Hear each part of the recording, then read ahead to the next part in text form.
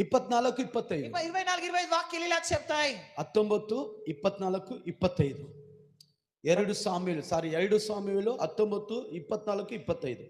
2 సామువేలు 19వ అధ్యాయం 24, 25 వచనాలు. ಆ ವಾಕ್ಯದ ಹೇಳಲ್ಪಟ್ಟಿದೆ. ఆ మాట ఇలా చెప్పబడింది. ದಾವೀದನ ನೋಡಕ್ಕೆ ಇವನು ಬಂದಿಲ್ಲ. దావీదును చూడడానికి రాలేదు.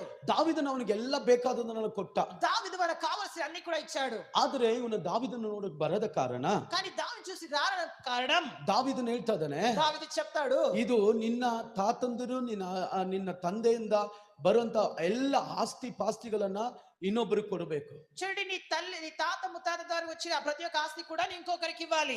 ಎಲ್ಲವನ್ನ ಕೊಡಬೇಕು. అన్ని కూడా ఇవ్వాలి. 26ರಿಂದ 29 ವರೆಗೂ ಬರೆದು ಕೊಡು. 30ನೇ ವಾಕ್ಯವರೆಗೂ 26 నుంచి 30 వాక్యాలు రాసుకోండి. ಇಷ್ಟೆಲ್ಲ ಕಾರ್ಯಗಳು ನಡೀತಾ ಇದೆ. ఈ దంతకాలం జరుగుతుంది. ಈ ಮೋಪಿ ಪೇಸಿತ್ತನು ಬಂದು ದಾವೀದನ ನೋಡಿಲ್ಲ.